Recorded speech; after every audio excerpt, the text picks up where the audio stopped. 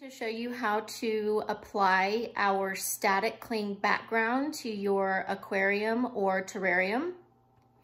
The great thing about this is you do not need any glue or gel. It has a static cling, so it will adhere to the glass tank. Using the classic black, a lot of you think you've mistakenly ordered a gray. This gray is actually the back of the background. The black part is what's facing the paper. So this gray part is what's gonna be visible from the back side of the tank. When we peel this away from the paper, you will see the black color.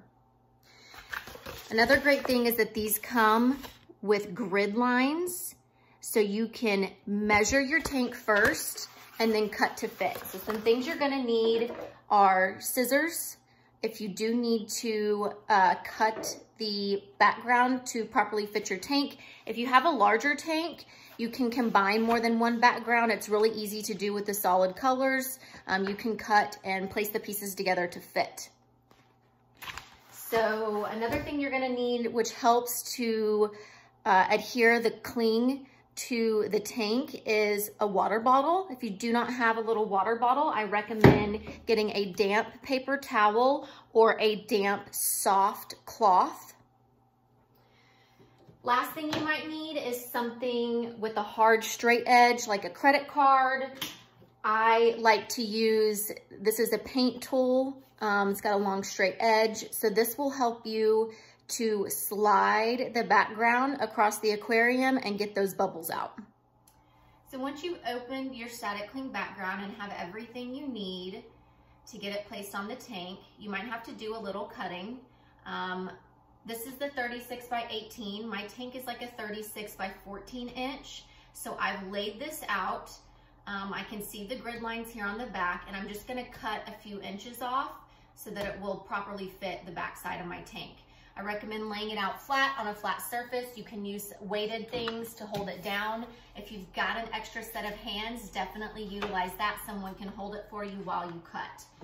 But the great thing about this is it does come with those grid lines, so you can very evenly cut to the desired length or width. And so I'm gonna show you, this is my scrap piece, the paper backing.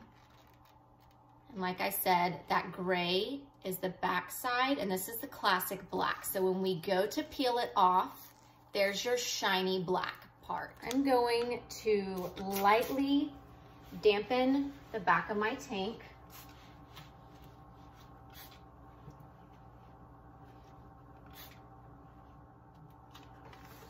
Once the back of your tank is prepped, you need to make sure it's clean beforehand, no debris, dirt. And then if you can, dampen it a little bit. This will help the static to cling to it. You're gonna wanna peel back the first couple of inches of the background. You can start from the top, or for me, I'm doing it from the side, okay? Then we're gonna take these and we're gonna position it all the way to the edge, and this will be our starting point.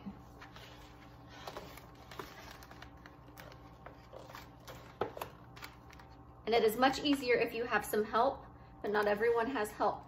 So, just like this, I'm gonna take it and place that on there. Now, this is where you're gonna wanna grab your credit card, your straight edge, whatever you have,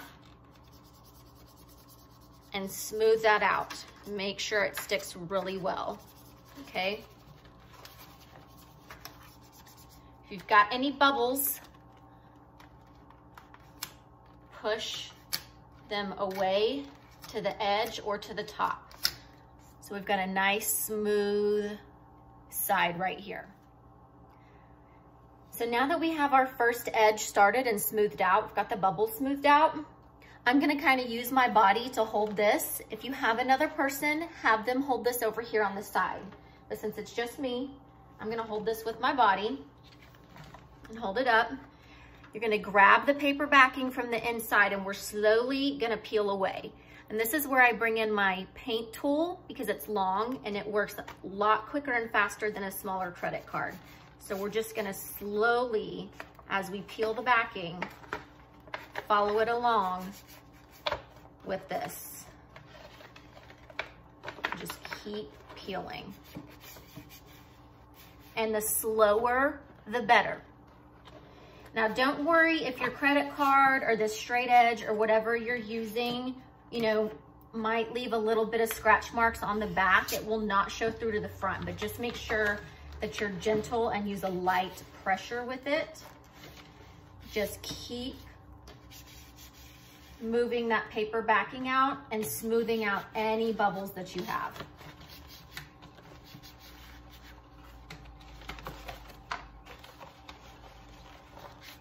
And if you have to, you can go down like that. Okay. So I'm gonna pull my paper backing out some more, and we're just gonna keep going this way. Also, it's a little bit more difficult because I'm leaving the tubing. I have an under filtration system, so I'm leaving the tubing on the back. I'm gonna have to work around this. If you can remove the tubing, that is ideal. Just keep pulling it tight, smooth out all those bubbles as you go.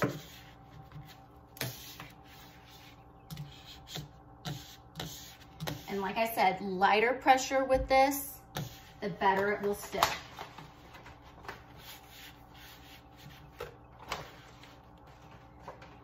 Just keep pulling that paper slack out as you get further and further. Got some bubbles here I'm gonna smooth out down here. I go up with these, I've got a few bubbles there. Just keep on going with it.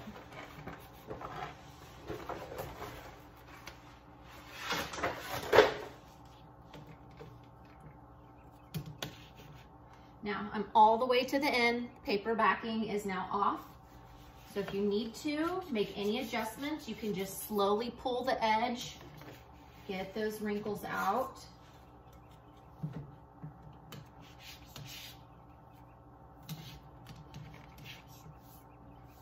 You can also use your hand as well.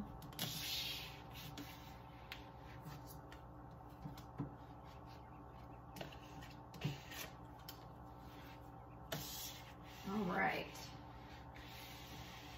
And don't worry if you have any little excess at the bottom or at the top. You can always take like a little straight edge razor or get your lightly peel it back up, get your scissors out. But I do recommend a little straight edge razor and just very carefully cut that edge off. So after you first put your cling on, especially if you have one of the solid colors, you may notice all the streaks in the back. It's because the water that I use to dampen the back of the tank to help the static stay has not dried and evaporated yet.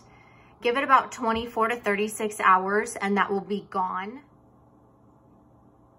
The solid black background has been applied.